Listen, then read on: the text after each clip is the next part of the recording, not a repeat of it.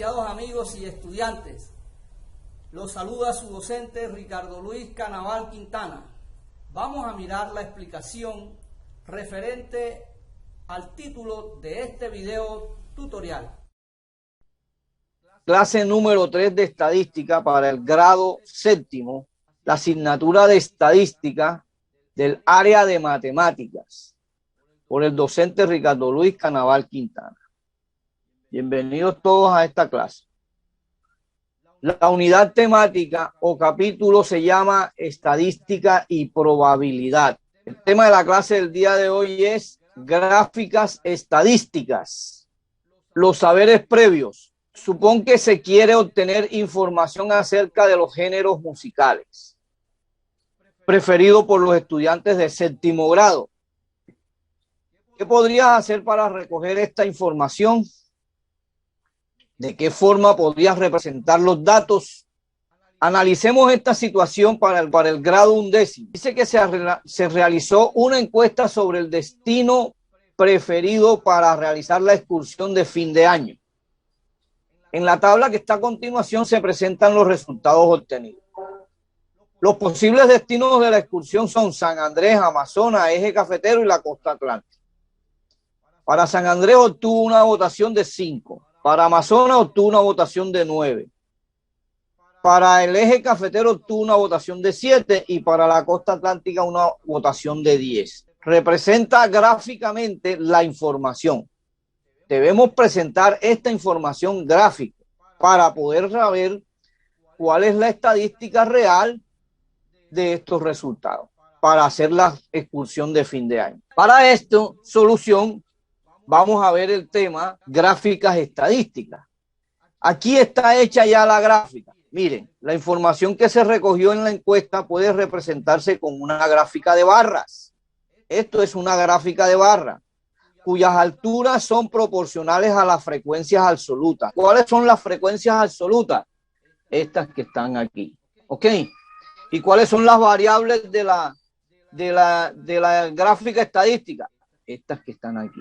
O sea, esta y esta. Entonces, para yo armar eso, San Andrés obtuvo tanto, Amazonas obtuvo tanto, y el Eje Cafetero obtuvo tanto, y la Costa Atlántica obtuvo tanto.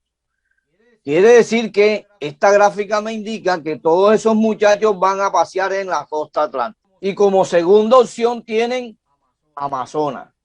Como tercera opción tienen el Eje Cafetero. Y como última opción tienen San Andrés, de pronto por ser más costoso.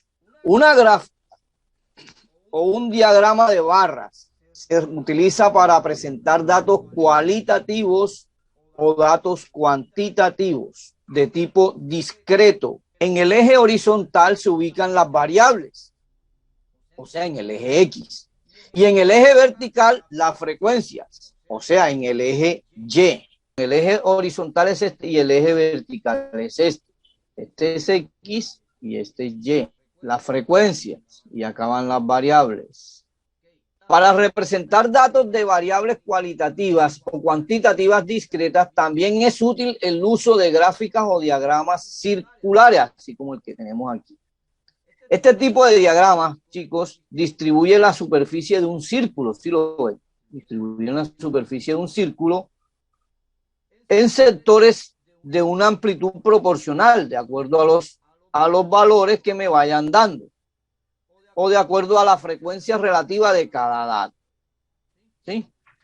O sea que los valores estos que ustedes ven aquí son frecuencias relativas, como hablamos allá en los cuadritos anteriores, recuerden, que se van colocando de acuerdo a cada dato, que serían este. En este caso serían porcentajes. Y eso se llama diagrama circular.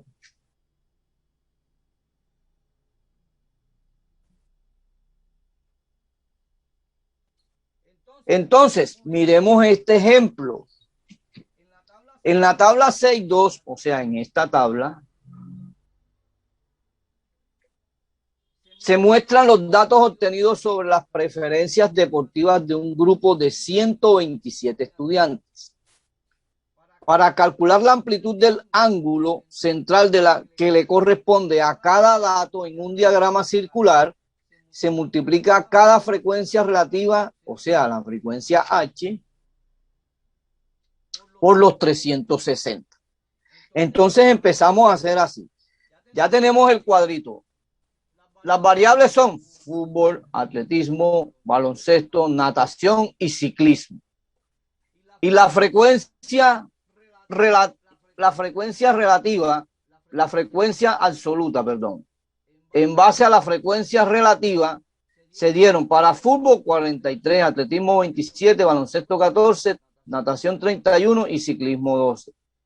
Y la frecuencia relativa es de para fútbol 0,3339, 0,212, 0,110, 0,244 para natación y 0,094 para ciclismo. Teniendo la frecuencia relativa, la multiplicamos por 360 y esto nos da que para el fútbol es 122. ¿Sí? El ángulo, la medida del ángulo central. Para atletismo es de 76 grados el ángulo. Para el baloncesto es de 40 grados. Para natación es de 88 grados y para ciclismo es de 34 grados. Como se pueden dar cuenta, de acuerdo a estos valores que están aquí, los vamos a representar en nuestro diagrama de circular. Entonces, de acuerdo al porcentaje de cada uno, me va dando para el de ciclismo, para el de fútbol, para el atletismo, para el baloncesto y para la natación. Entonces, esta es la verdadera figura que representa el diagrama circular correspondiente al estudio de la tabla que nos están presentando en estos momentos. Y esta sería la respuesta a nuestro ejemplo número 1.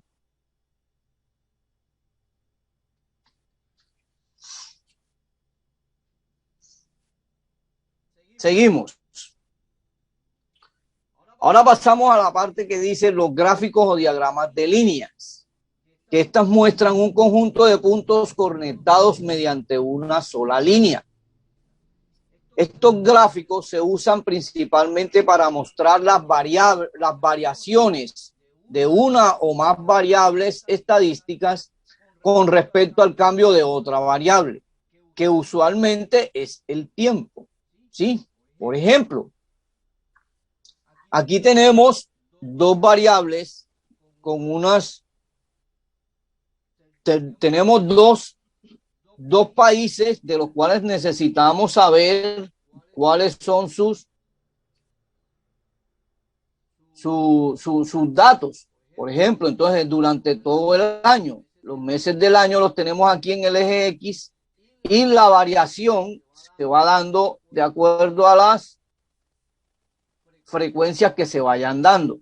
Por lo tanto, por ejemplo, para el año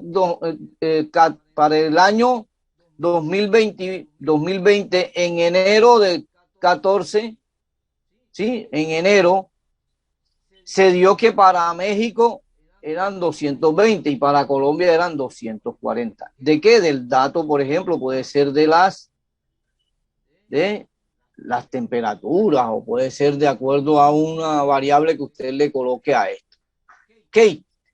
Entonces, estos gráficos nos sirven es precisamente para mostrar las variaciones en este caso estamos utilizando dos variables estadísticas, que es México y Colombia. Por lo tanto, se representa así, en diagrama de líneas. Y los puntos son los que van uniendo las líneas. Bueno.